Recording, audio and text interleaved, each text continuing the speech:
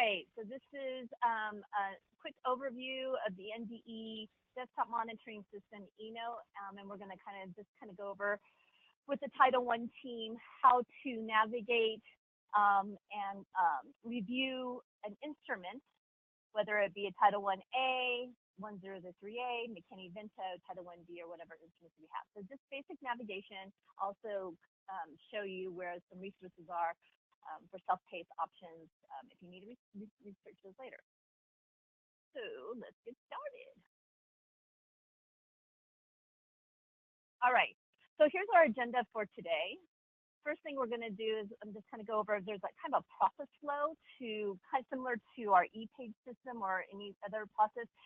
There's kind of a pass the ball back and forth process between a district or an organization who would have to complete a report in eNOTE to what gets submitted back and forth through to the state. So we're going to kind of go over that.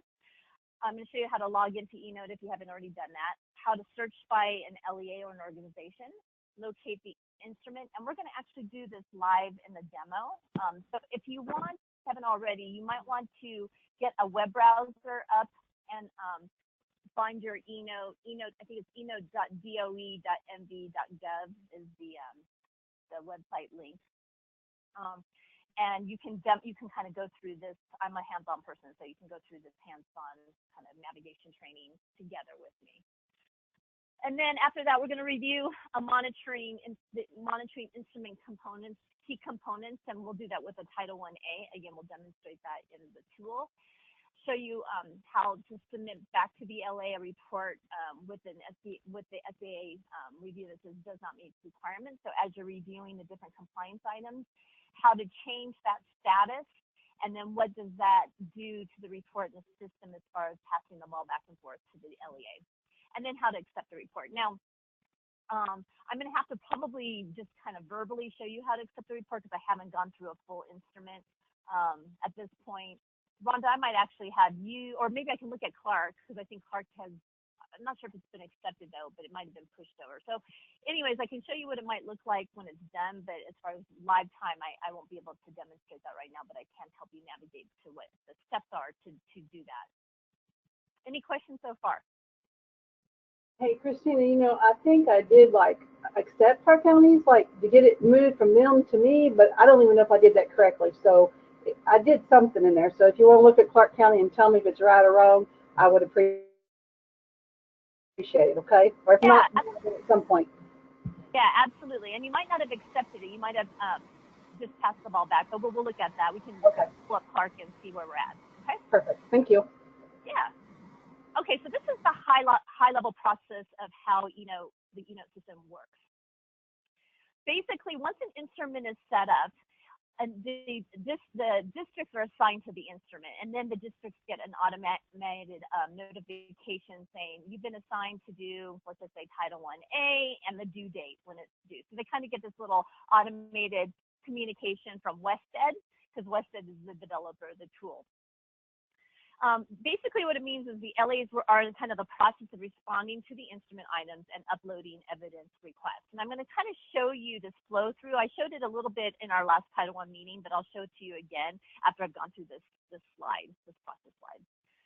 After the district is done completing all their compliance items in that instrument, then they kind of throw the ball back to the state. They kind of let us know, hey, I'm done doing this instrument. From our perspective, we believe everything meets the requirements, and then they click a special button, and the report gets sent and notifies us that hey, XYZ district has submitted that particular instrument.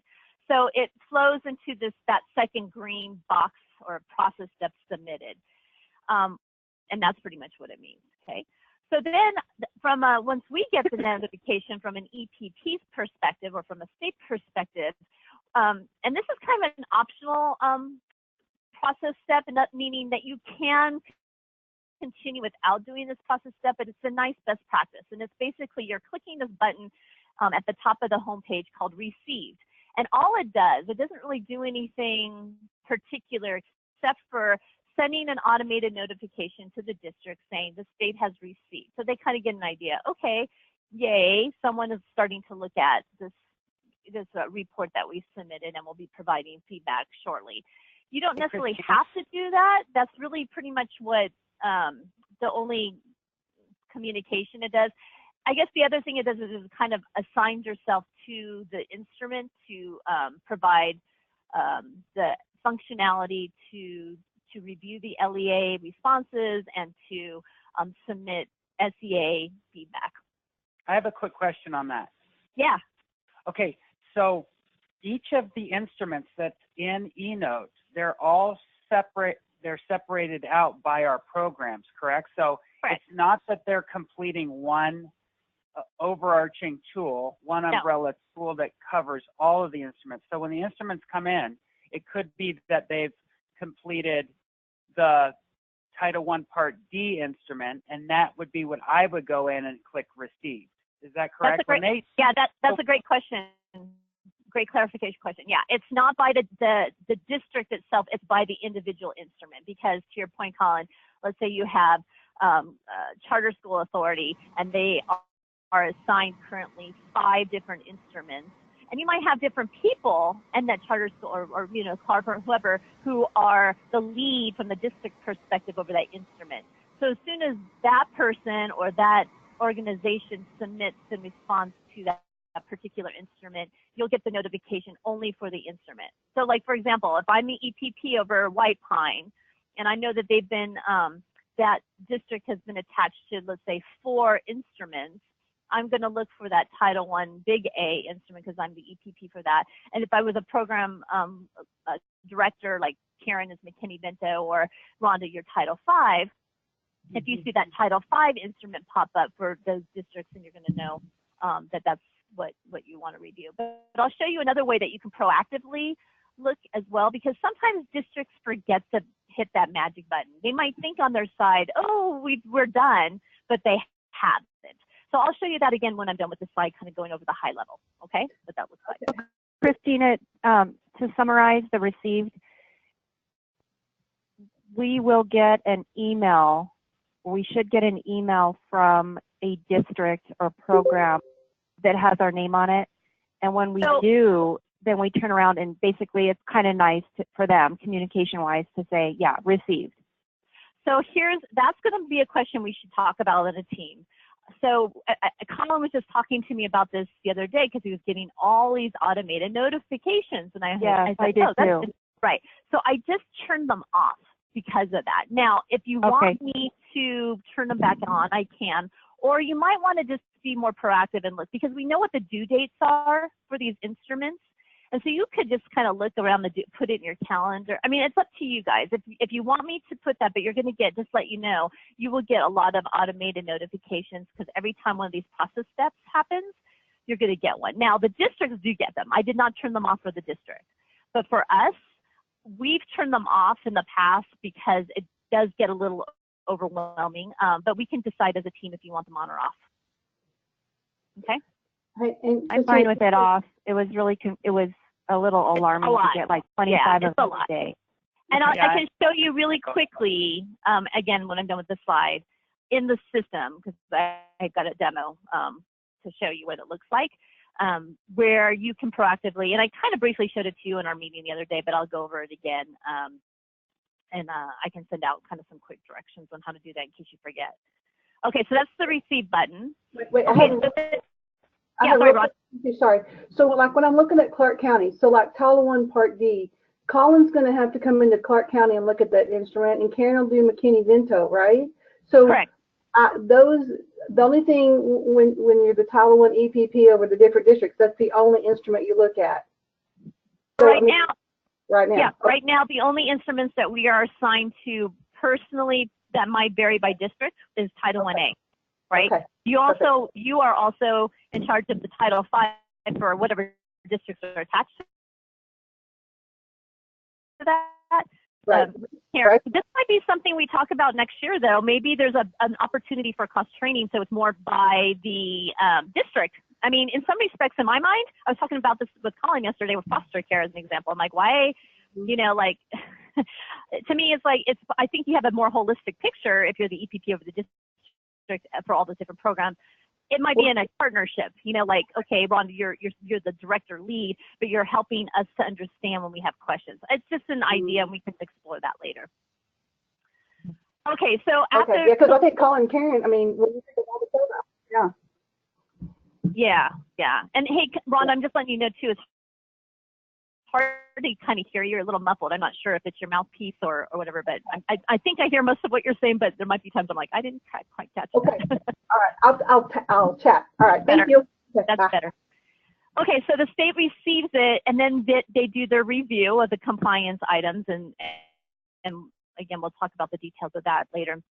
And if everything looks okay, that can jump to the accepted. Most likely, though, you might have at least one or two, maybe even more, depending, where you would have to have the report go into needs further action. And that would again, notify, and it's based on the status drop-downs for the items that you monitor. If there's some that are out of compliance, it'll be marked. And once you submit that needs further action, the district will receive the full report of which items they need to address. So it'll be in an email as well as in the instrument. So that kind of goes back and forth. So let's say there needs further action, then it goes back to in progress, and it kind of follows it through, and this can keep on cycling until all these things are completed in the state review, and then eventually the state accepts the report, and that's when it's we say that it's complying with the law. The final report is accepted, and it's locked down and will prevent any future modifications, and that's from an audit perspective. So that's kind of the high-level process at the real quick summary. As that makes sense from just kind of like what each of those process steps entail.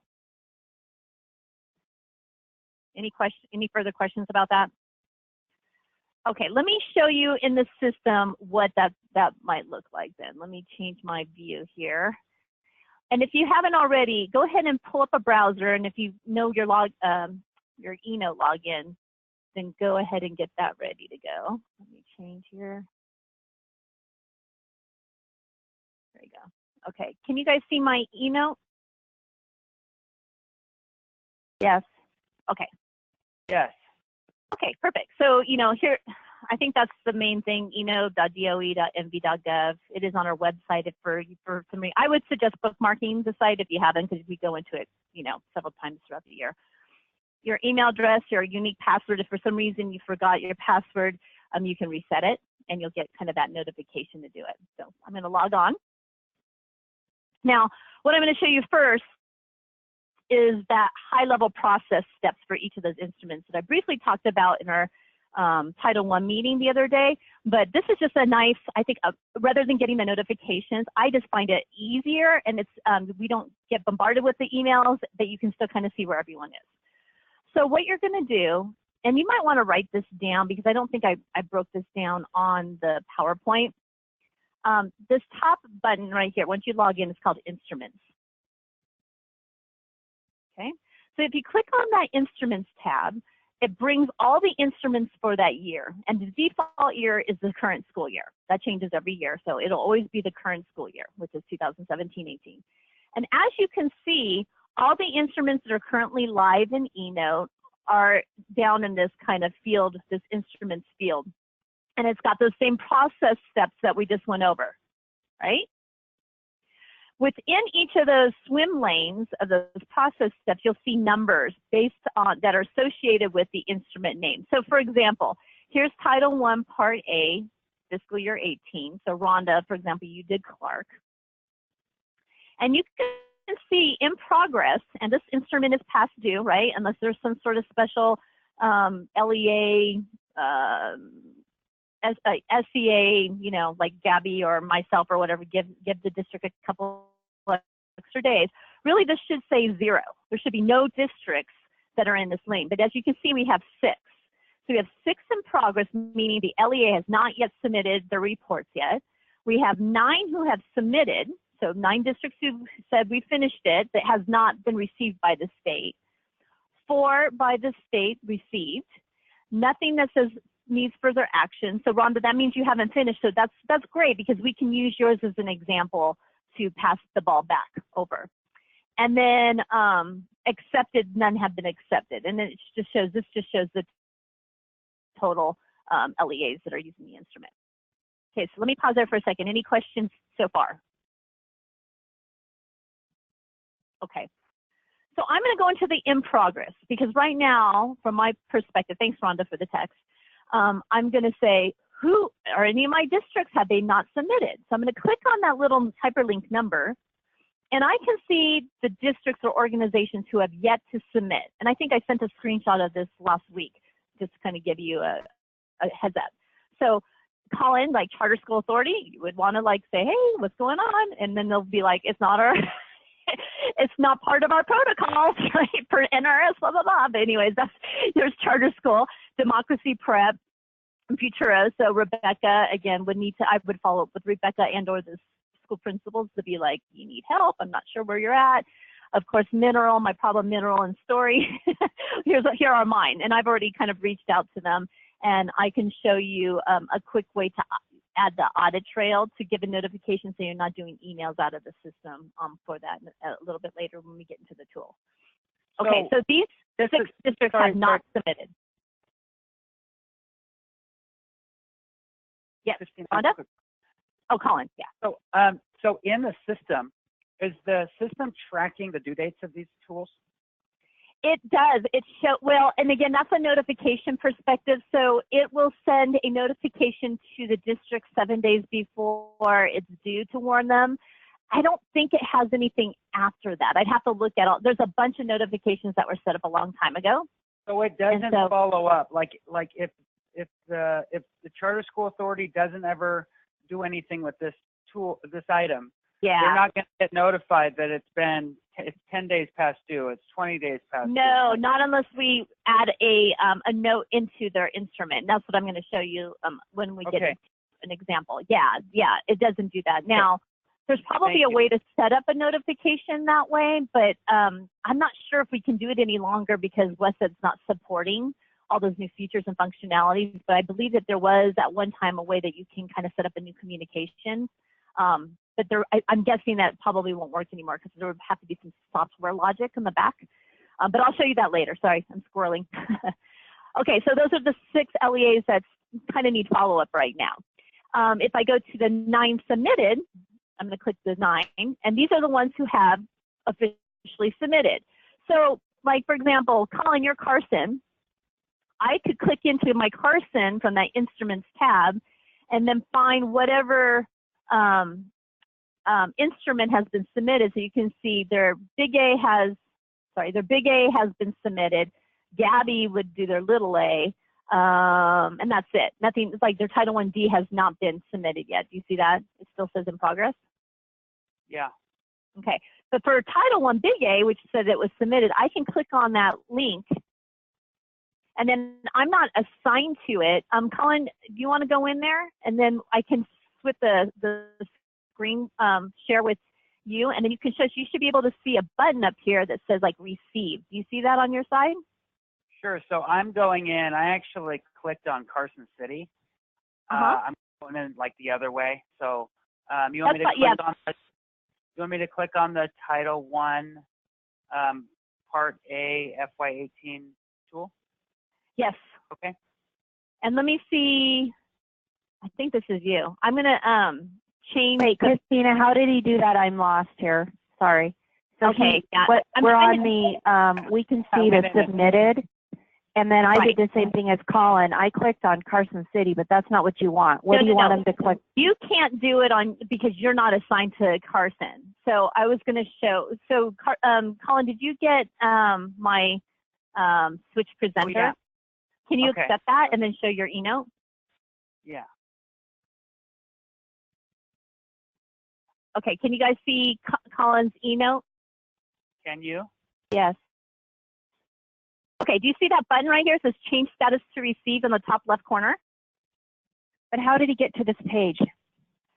So you're going to have to go back to. Well, look. Yeah, so look at my screen. See here where I'm pointing where it says home, and then I clicked on Carson City School District, and then I looked. But how did you get to that?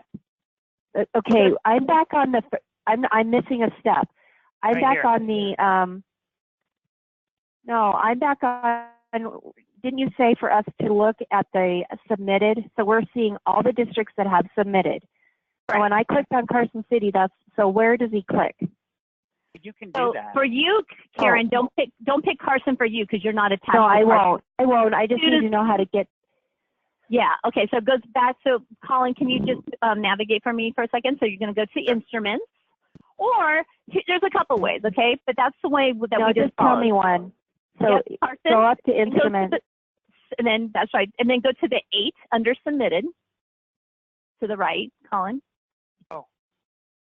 See the little number 8 under the swim lane that says submitted. There you go, right there. Right here. Okay. Okay. Now scroll down, please, and then Karen, find your district. Okay, don't find the column. No, I won't. I'll click on Elko. Yeah, and Rhonda, you could do the same. You probably have already. I'm trying to remember what other district you have, Rhonda. It's Esmeralda and Lyon. So yeah, I'm going to click there, change status to received, right? Yeah, that's right. Okay. So Colin, you can choose Carson because that's yours.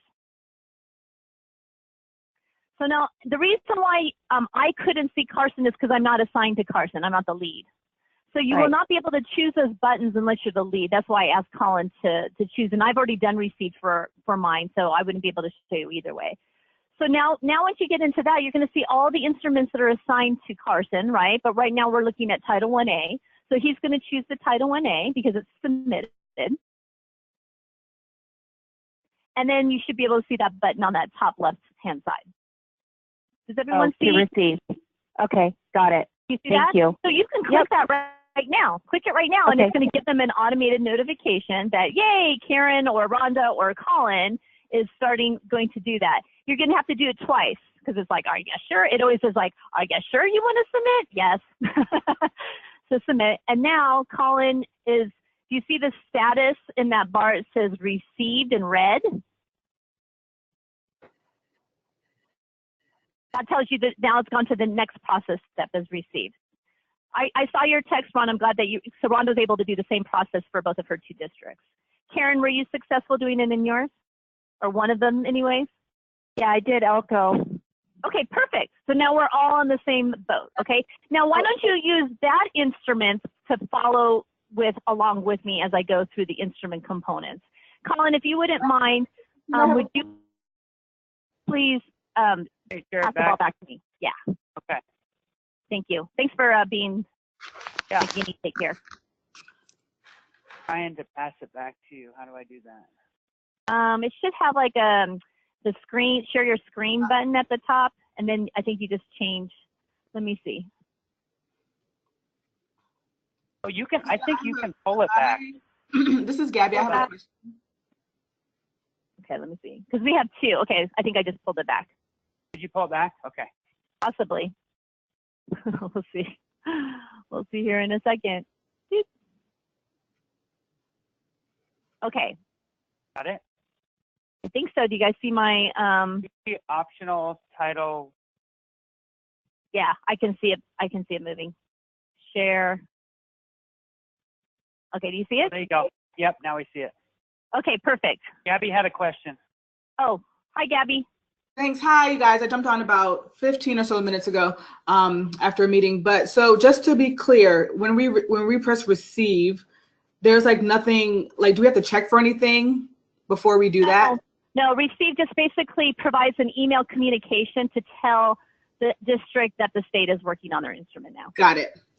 So you can actually even skip that step. I've accidentally forgotten it one time when I've done a review. It's not going to make you can still review without the received. It's just a nice best practice just to let them know that you're starting the review. We got it. Yeah, makes sense. Okay. Great. Okay. So let me go back. Hold on to. I'm going to, let's see.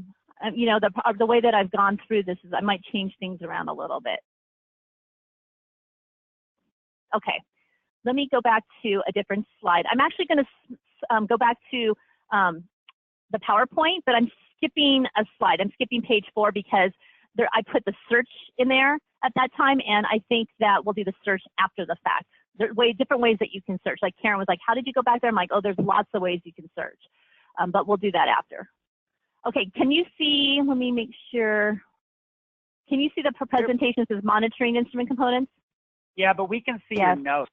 I don't think you want to run it. Run the slideshow from that slide. Oh, it's not doing it. Okay, hold on. It's showing the whole thing. Yeah, like, I know what you're saying. Okay, let me go from current resume slide. slideshow. There you go. Yeah, you see it now? Okay. Okay, so there's different, no?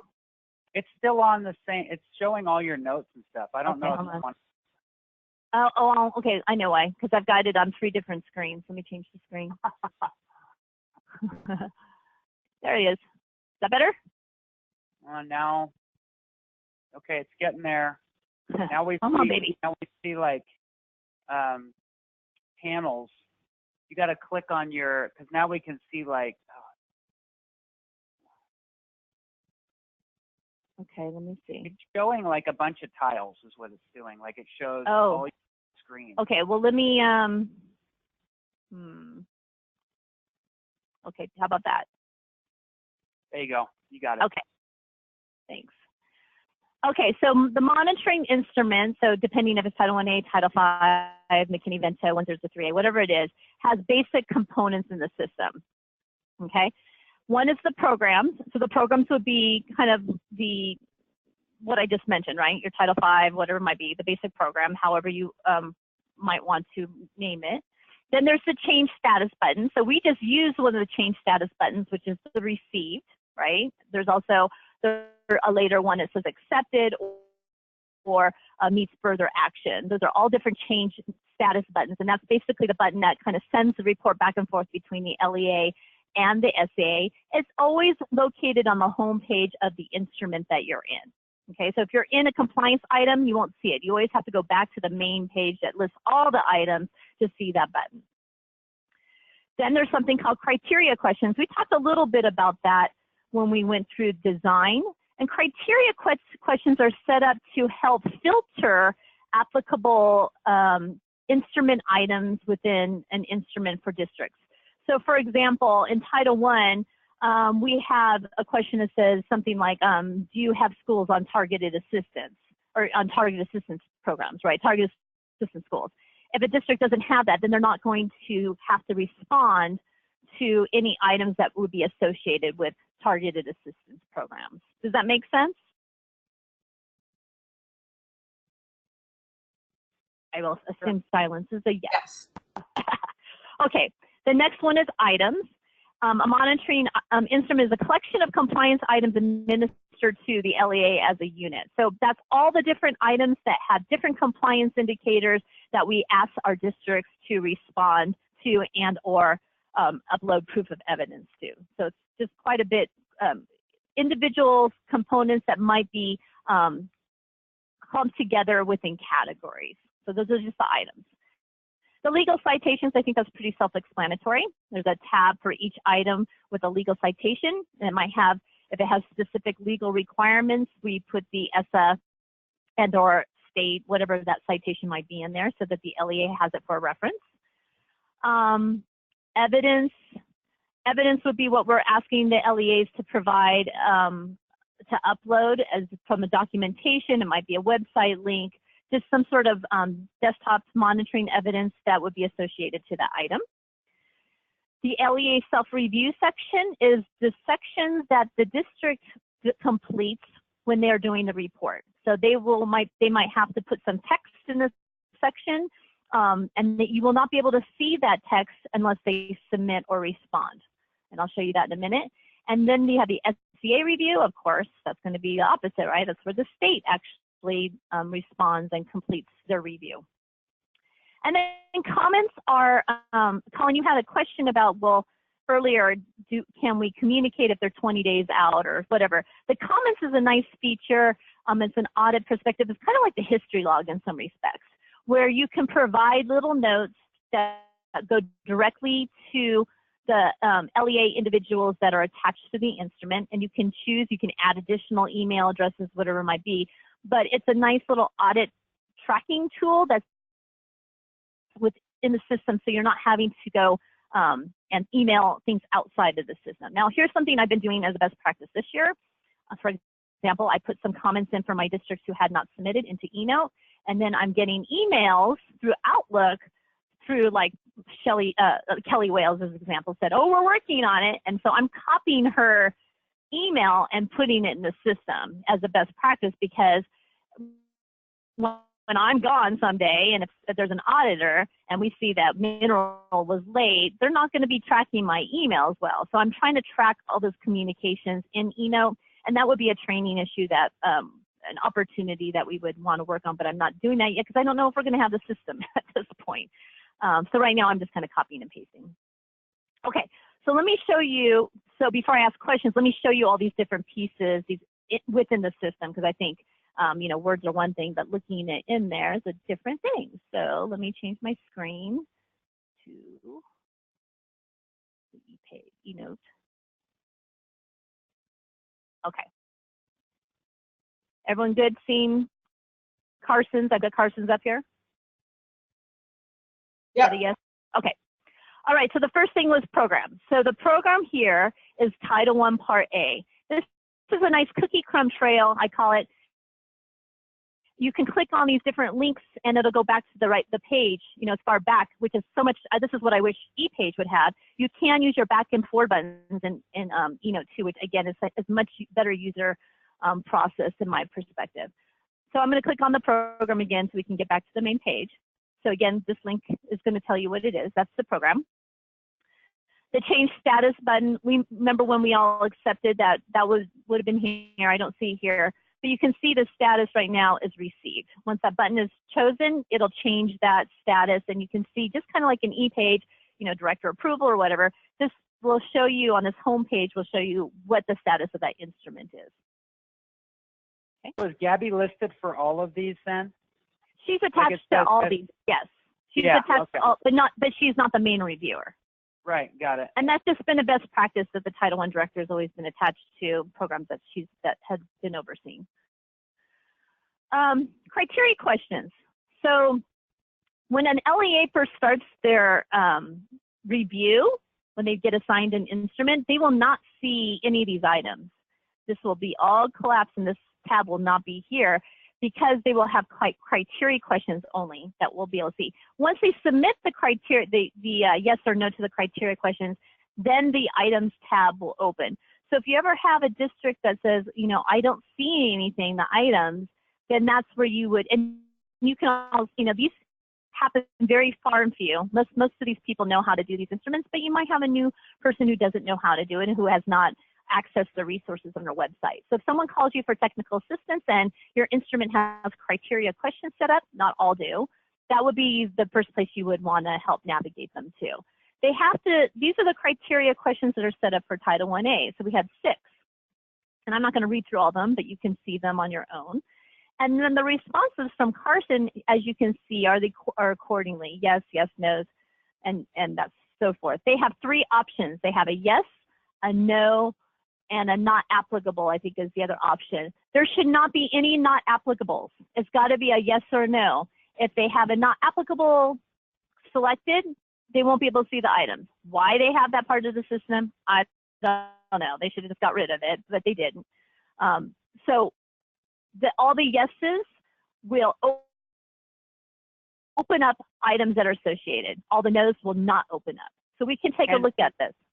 And Christina, to be clear, so there's no support for eNOTE anymore. So we can't, there's no getting things changed at this point. Correct. It's been 2 years now. Okay. So we can see, for an example, they said no to pre-K. They're not using any Title I funds for pre-K. So then when they've answered these criteria questions and submitted, then they will get this items tab and it'll be closed up. Just like any kind of plus and minus that you see, you know, on websites and stuff, you can open and close at whatever level. I'm going to open all of them, and you'll see when we get down to the pre-K category, nothing will open. Let me find it. Might be on the next page. Oh, yeah, actually nothing even showed up. So you remember how they said no to the pre-K? They don't have a category that shows pre-K because of that. Oh, here it is. Sorry. Here it is. Early childhood programs. See how this one didn't open up? There's no items. That's because they responded no.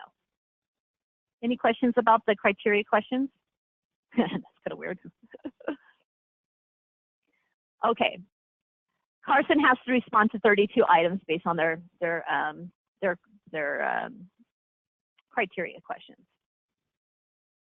Okay. So let's get into an item. Let's do this first one under evaluation.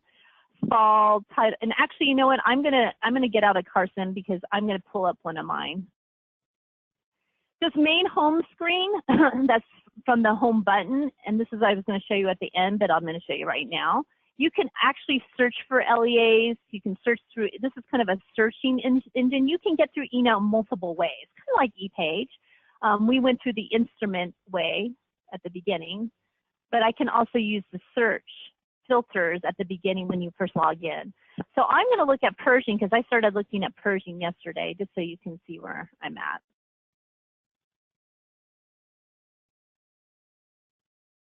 I'm going to go to Title 1A.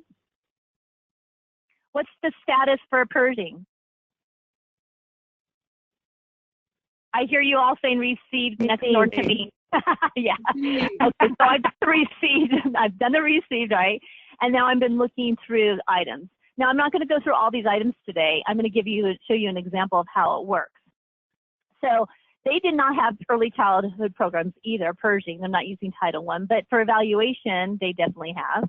So as you can see, I've already provided it does not meet requirements for that item. I clicked on the item. When it was first submitted, it looked, it just had this, meets requirements, and this part was clear. It said in progress from my perspective, okay? And this was all clear, because that's where we're going to actually, this is that state finding section or the SEA review section I mentioned. All you're going to see is the LEA self-review, the tabs at the bottom, how they respond, and then this part is going to be the area that you're going to be working in, and it'll be clear. Okay. So what I do is I first look at the item. Now I'm going to change this really quick. It does not meet requirements. And save it. And I'm going to go to a different item, one that I haven't looked at. So see this one? Spring Title 1A policies and procedures. It's in progress. This is what it's going to look like when you look at it. Do you see how it's closed? Okay. So I'm going to look at the compliance indicators. That's for each individual item has what are we looking for that particular indicator. So this one says the LEA has written policies and procedures on file that comply with the UGG, and procedures are available for inspection. And the directions is, please provide an assurance statement to summarize LEA compliance to the above indicators and upload requested proof of evidence. Okay, so I have my insurance statement attached to the policies, procedures for uniform. Okay, it says meets requirements. Then under the all documents, they've uploaded their procedures and that we've asked for. So I'm going to download those. It usually comes into your browser. And then I'm going to review like what they have.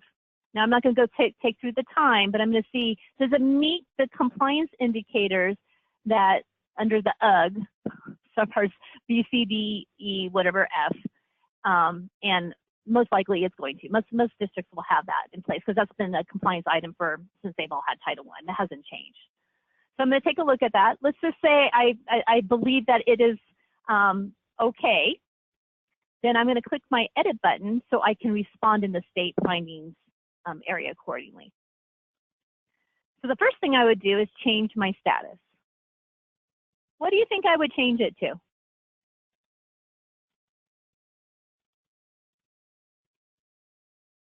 Result? Meets requirements. Meets requirements, yeah. If I reviewed it and it looks like it met the law, then I'm going to change it to meets requirements. What if they didn't upload the document, or if they don't have all the components of the compliance items addressed?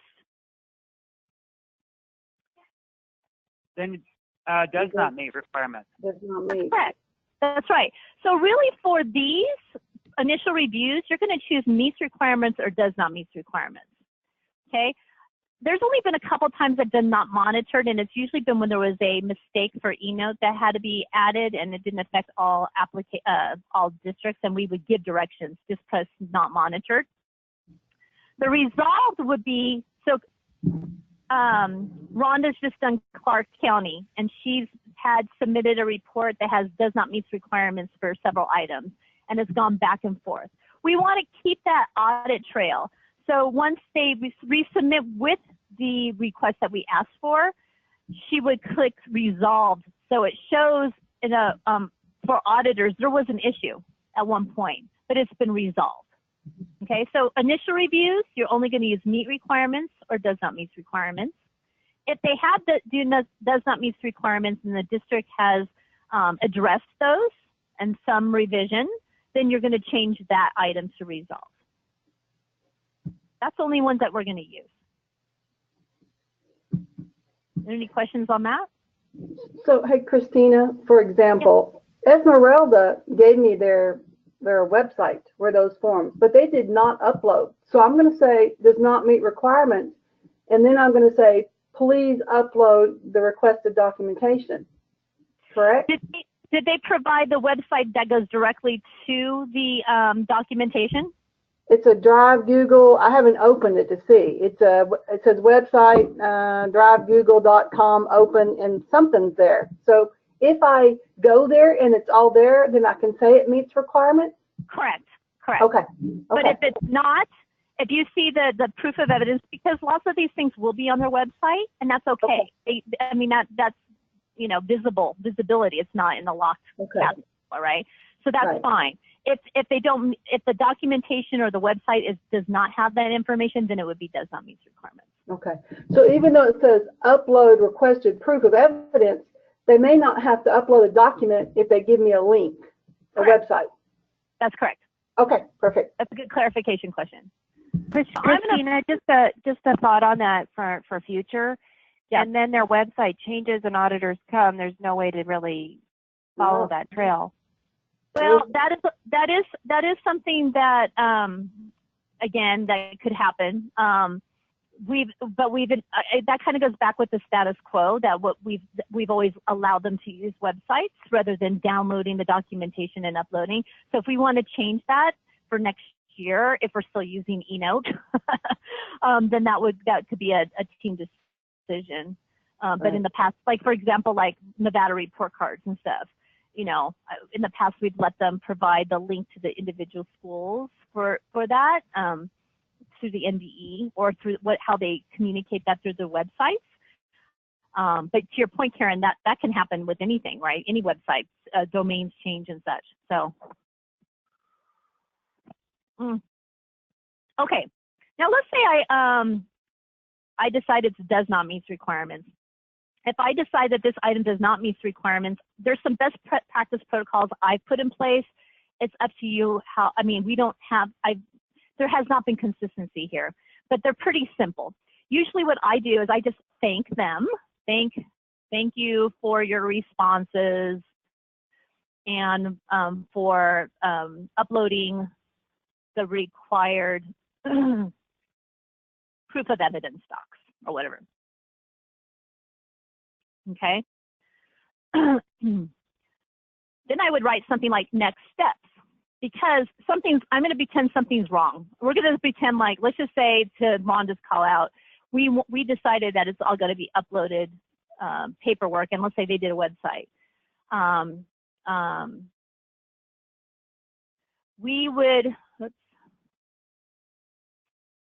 The next steps would be, what do they need to do differently to meet compliance?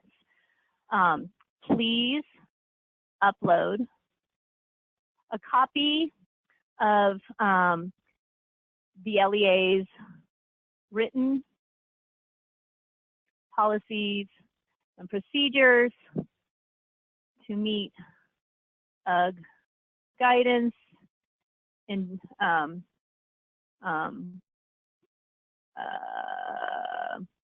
about we'll say a PDF or Word, right? PDF or Word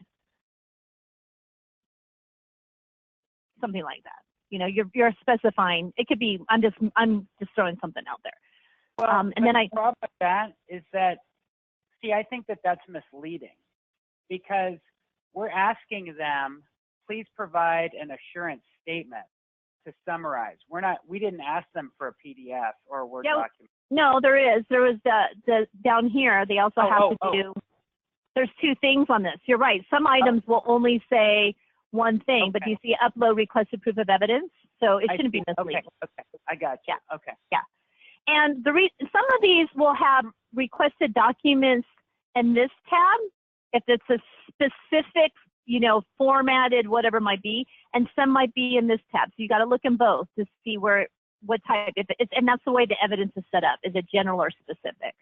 And I remember last year, Christina, when I reviewed, like, I really tried to stick to what was being asked of them. So sometimes you'll ask for a proof and they'll just answer, yes, we did that. And I really tried to stick to, this is what's being required. So make sure you go back and do that, even though you're saying that you did, or, you know. Right. So here's what I did for Pershing as an example. I said, does not mean, this was, we talked about, actually, this is the website one example, Rhonda. This is about the Nevada report card, I think it is. Let's see. Yeah, the Nevada report card. So now what Shay did is she had uploaded links to the website that shows the different links to the schools for the Nevada NSPF report card. But when I look at the compliance item, it says, describe how the LEA annually publicizes the academic performance results of each public, you know, meeting the parents, teachers, and community.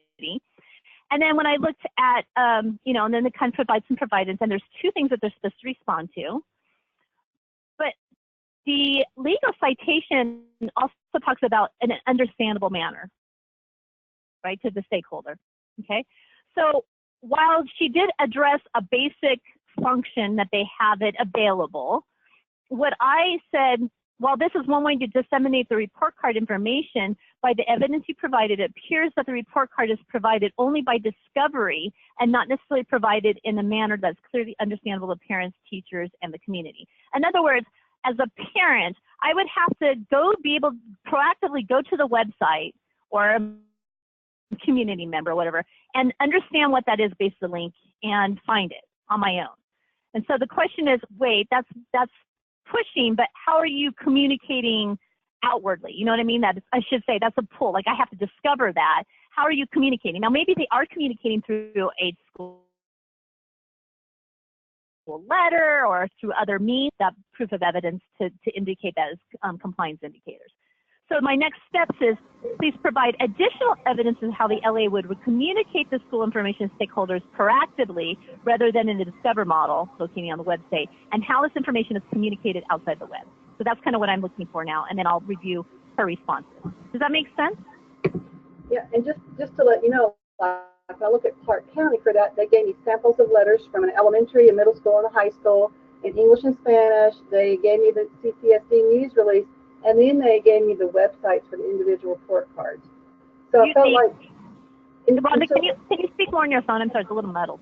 I'm on my speaker. Sorry. Oh, that's right. But I think Clark County did that. They submitted documentation, so I was able to say meets requirements. Yeah. I don't think it necessarily, I mean, I think it's kind of like, here's another thing that you'll notice, the accord. We will be reviewing the accord, the parent, family, school accord.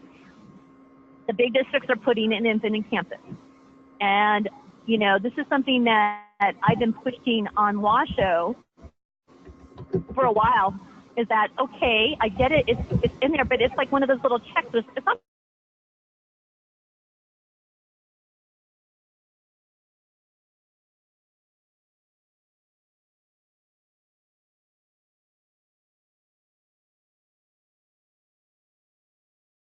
very meaningful.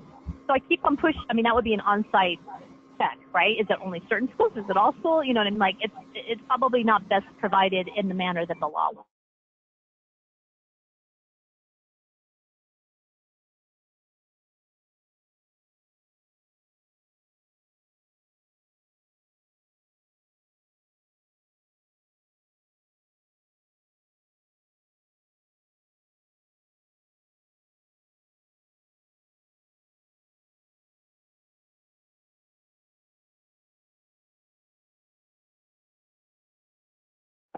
I think that's a good point, Christina, and I'm pretty sure most parents don't read the accord when they're registering their children for school. I doubt that. So the best case would be to see possibly a policy that, yes, it's there, but each school is required to communicate to parents further. Yep. So I'm going to add the provided in another. Provided in all languages. Yeah. Or something like that. All languages. Yeah, and now if they will. Well, not all. I'm going to put something along the lines of, you know, that any parent at that school would be able to understand it, you know? Right, so, and so it could be that they have a translator who will do it, but again, we'll find out what the process is. Yeah. So that's an example, right? It goes back with our interpretation of understandable. So, so once so I'm going to check, like I did already, I checked that one as does not meet requirements, and then I'm going to choose a due date. It has this little calendar thing. So I put to the end of the month. Usually I try to do 2 weeks, but I've only gone through like maybe 10 items so far, and there's 33 or 30 something. So, you know, my goal is to try to get this one done by the end of the week, and then move on to the next one. So choose a date. Try to choose dates that are aligned to the same day. So I'm going to probably try to choose everything at the end of the month for Pershing, and just kind of go accordingly. That way they're not responding to different dates, because they're going to have to submit it all at once. The only reason why you might choose a date that's later is if it's something really major, like they don't have a district performance plan. Well, you know they're not going to get one done in 2 weeks, right? So maybe it's a response, and then what's your plan to get that? You know, that's going to be a big coordination effect. So maybe it's by the end of the school year, right? So that's when you might change that date out a little bit further. Does that make sense? Most of them should be 2 weeks, but if there's something blatant missing that's going to take a lot more time than 2 weeks together, then you could change that date. So that's a good point, Christina, that what if there's an item that is big where they're not going to get it in this year? Would that item remain as does not meet requirements, and then eventually the tool could still be closed? Or no? So that's a great question, Colin. So this is what I would do. So like, let's say the DPP, or here's another one. I've had where we've monitored after the fact for time and effort, and those people are gone, right? They don't have the documentation. There's been times where what I would do is put resolved, but then I would put an SCA note for next. So there would be guidance like, you need to get this corrected for next year, and then I would check that. So if, for example, the parapro testing or whatever it might be, like something that it's going to be impossible based on the timing when we've reviewed for them to get that done, the district has to submit a formal letter of what, or some sort of assurances of what the steps are, what's the timeline, and then I would look at that. Like when I review these instruments, I look at last year's instrument too to see, was this an issue last year, right? It shouldn't be an issue if it's been in there. It's not a perfect system, and because yes, you can't accept it until that's complete. And that might be, again, that's another process thing. Do we keep it you know, they should be closed out by the end of the year. I mean, just like any monitoring report, you start a new cycle, but we've never really discussed that, like keeping it open until it's actually been completed. At this point, it's just puts resolved by the plan in place for next year, and then we check that. So I don't know. Christine, I think with all this year, with all the programs, I think it'd be really great to have all of us to come to a decision about that for this year. Yep. I would agree, because I think there will probably be some new areas that districts, because of lack of clear guidance and because it's just new, right? And I think we don't want to appear inconsistent. So McKinney-Vento is insisting on this letter, but Title I is saying, or 1003 is saying, not going to require that. It's very confusing. It could be the same person entering the information. So I think that is really important, Gabby, to do that as as a team. Hey, friends, I underestimated this meeting and we're over. Do you want me to continue or do you want me to set up a second team? It's up to you guys. I'm going to record it so I can continue on my own. You can review it later if you need to drop off, or how do you want to go about this?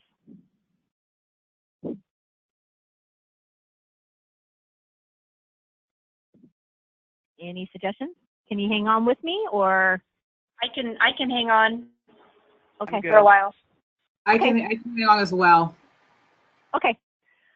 All right. So any questions about how to address the state findings based on the item, the LEA response for the different items of the compliance? So I would do that for all of the different items that the district has completed. So you can see I started it yesterday. Here's a does not, meets requirements. So right now they have 2 does not meet requirements that they have to address in the second amendment, which we'll call it. And I'm just going to continue and go through all these until each of these statuses have an SEA response of either meets requirements or does not meet requirements all the way down. Once all these are completed, guess what? I'll have another magic status button over here that says submit, I think something like submit report. And if it has any does not meet requirements, it's going to say needs further action is going to be the button. And that basically is going to tell the LEA that, hey, you've got some issues here. Has not been accepted by the state. You need to correct these items.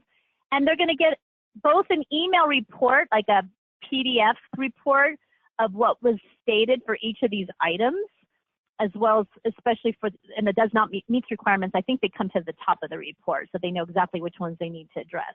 And then they would just follow that same process again. They would go back, they're both, they're in progress again.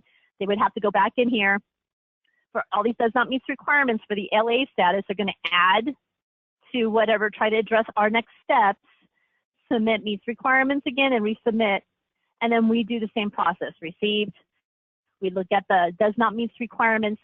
This time though, when I change my status, I'm going to document a timestamp. So I would put, let's just say this is 3:30 and I'm looking at it again. I'm going to put a date down just so it's timestamped, and then I'm going to say, let's say they addressed it okay. Thank you for, meeting the compliance, however you want to say, just some sort of acknowledgement. Is it okay? And if it's not okay, what additional information do you have, just like what we did? And this can be kind of a running audit log for that particular item. If it met requirements the second time, I mentioned this, let's see if you remember, what am I going to choose? So it said does not meet requirements the first time. They go through and let's say they address it the second time. What am I going to change on my side? Is it going to be meet requirements? Resolved, correct. And who remembers why I'm going to change resolved rather than meets requirements? Because you don't want it to look as though there wasn't initially an issue with that item. Correct. So you don't want it to be like it was accepted on the first run, because there's no, the system doesn't determine or show that. That's right. So my suggestion is when you all are looking at these instruments, now not all the items are not going to be matching perfectly, right? Because we were under NCLB ESA waiver before, and now we're under ESSA. So they were reformatted, but some of those items are very similar, like the equipment library or time and effort. Those things have not really changed substantially. So what I would suggest to do is to set up, get another browser open. It's not going to work. If you open up another browser and pull up eNOTE on 2 browsers, like Chrome and Safari, or Chrome and Firefox, or Chrome and Explorer, you can put the old year's instrument for that district, and then while you're reviewing your new year's, and you can see were there any issues. So for example, I'm going to look at Pershing right now, and I'm going to change my school year at the beginning of the home. See, that you can look at any year you want, but I'm going to change it to 2016-17 and click Update. And I'll put Pershing in here. And these are different instruments. So they were set, they had some focus schools, but we want to look at their district for this particular instrument, right? And here's the instruments that they were assigned. You can see EL still has some issues, wasn't closed. So I'm going to go, the other thing is we had them broken out between fall and spring. So you might have to look, you know, which items go through. It might be a little tricky this year, but it's something you can check. So if I'm looking at this one, you can see, now I don't know why this doesn't say resolved. Let me see here.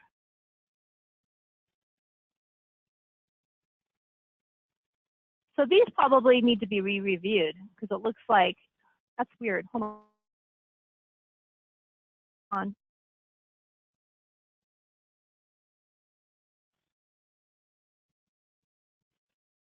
Oh, so, okay, so this one probably didn't get completely reviewed. Let me find another one. Because it looks like it's been accepted and this one wasn't closed. I'm not sure. Probably just a training issue. Let me find one. Let's see, I'll do Clark because I know I had Clark last year. Let's see that one. Clark. Okay. Let's see. No problems last year. Let's look at, wait, am I in the, oh, I'm in the wrong, no wonder why. I'm in the wrong thing. Update, let me do it again. Clark.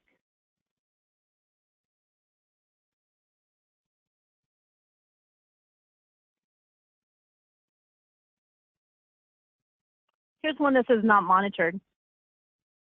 And this one too. So I don't know, I guess they didn't have any issues last year.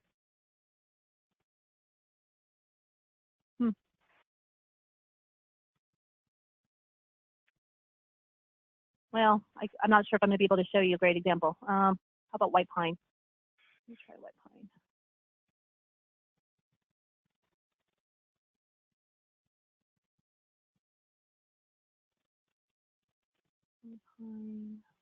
Spring. Okay, here we go. White pine has issues. So do you see how they show resolved? On these two, that means that there was an item the first time. They had an issue with the equipment inventory and the Title I expenditures, and the time and effort. So when I look at white pine, I'm going to look and see if they corrected the things that I asked them to correct this last time.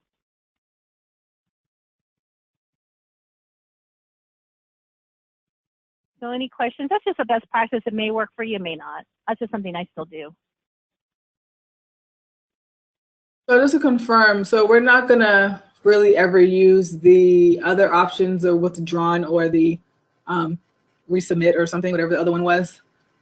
The resubmit button is used from the district when they resubmit a finding. They'll use that sometimes to notify that they're resubmitting that for that does not meet requirements.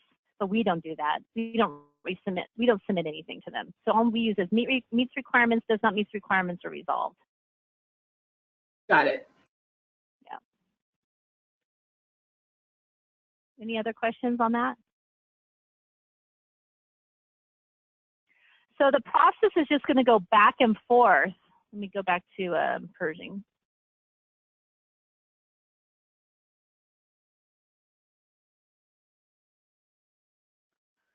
The process will go back and forth for all these items that does not meet requirements until they all say resolved and or meets requirements.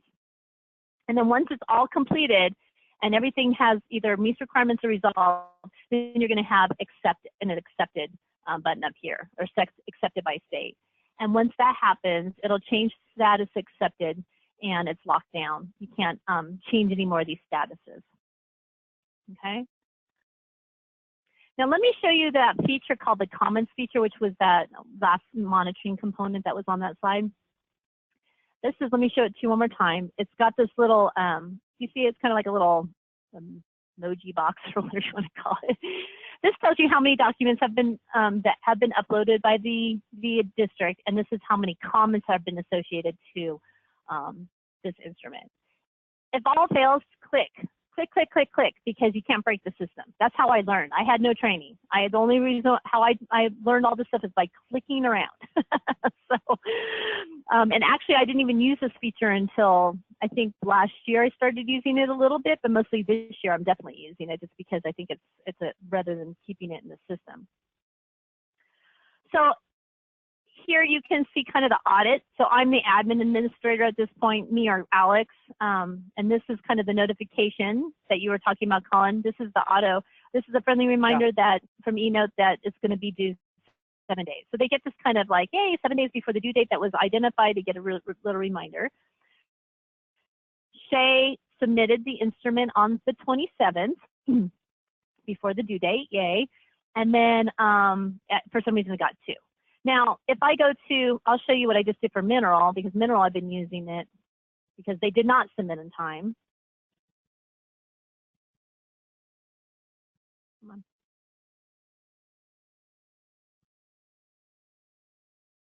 So there's 5 notes in there right now. So it's got the first ones that we talked about, right? And then I added a new note. So here's, or several notes. Here's one that I added here. And it kind of keeps us a track. So they hadn't done it. So I said, hey, this is overdue. Here's some links if you forgot how to do that, right? The last one is a little bit more harsh because she had said, I started copying her emails, right? So thank you. We recognize this concern and take it very seriously. Both Shelly and I have been in the office. I'm like, whatever. Okay, let's track it on there. So that's in there. Now, how do you do it? It's pretty simple. Let me go back to the main page where you saw it. So let me go back one more step. Click on how to create the comment, add comment, put your text in here, right? You can email. These people are the people who are attached to the instrument as it is. So you can click those. If you don't want, people, you can take them off. You can add additional email recipients here, and then you post it, and then it's part of the system. So it's a very simple way to do it. I'm not going to do another one right now, but that's how it works. Any questions about that?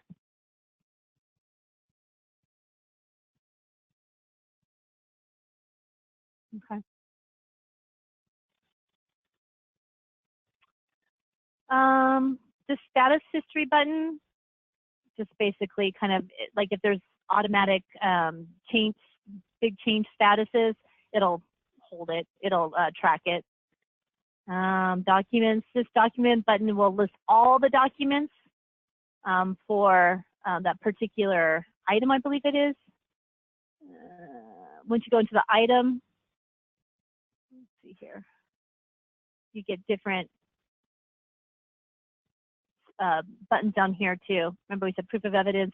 Resources, there might be, let me show you a resource. Resources are things that we upload to help them.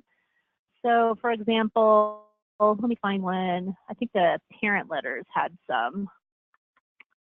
Let me see here. This might have one, the compact. No.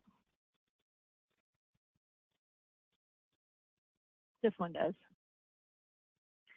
So here's the resources for Parapro, teacher Parapro qualifications. So these are resources that we provide as templates for the districts if they want to use them, or it might have some additional guidance. There's nothing you really need to go into there, but just so that you know what that is.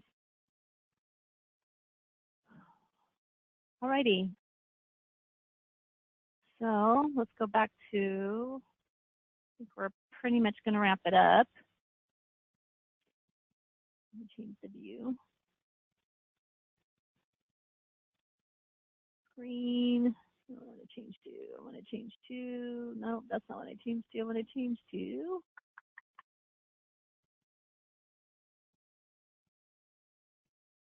Do you see my note view, or is it the big screen? We can see your PowerPoint. Okay. So I just kind of showed you really quick the log on and search. So you can search by LEA, you can search by, there's multiple ways to get through to find your district or your organization. Like I just showed you, you can search by the instrument. That main page, that main home page, LEAs will have that that area that I showed you when I was just looking at Pershing. And then at the end, there's some resources for you. These are the top 2 are resources. They have videos and little job aids and stuff that you can use, I also attached to the meeting invite kind of a quick handout, like of the steps from a SEA perspective. And it's a generic one, so it's not going to go through everything, but it's just like the basic steps, like click receive, change your, look at the items, that kind of thing. So you might want to print that out or save that as a copy, because we only go into eNOTE a couple times a year, maybe, for monitoring. And so it's one of those things that if you're not in it a lot, you forget the steps, and they do too. So these resources are good to send your district's waves if they call, or you can follow along with them because it's more from their perspective. And then the last one is the eNOTE user guides that are in their OSSS drive. It doesn't have that question mark for some reason, that carried over, so delete that question mark. But that gives you the path to the drive. Of course, I'm here. Alex and I both, have been through eNOTE for a little bit. And so if you get stuck on something, try clicking around, and if you still get stuck, call me, and we can work through it together. But it's a pretty easy instrument, I think, or system to navigate through. Colin, you didn't really get a whole lot. You just kind of got thrown in last year. I mean, you were able to figure it out pretty quickly. Oh, yeah. You might not have done all the stuff. We did this same thing last year. We kind of walked through one, and then we just went in there and started. So it's not hard. Yeah. All right. Any other questions? Sorry that went long. I really thought it wouldn't take that long. So, but you guys had a lot of questions, and that's good. All good? Christina, thank you so much. Yeah, thanks, Christina. Thank you. This was very helpful. Okay, I'll save the recording to YouTube and put it out on our OSSS drive. So if anyone wants to review it again, I'll have it out there. Okay? Awesome. Thank you. All right. Talk to you later. Thanks, Bye. Bye.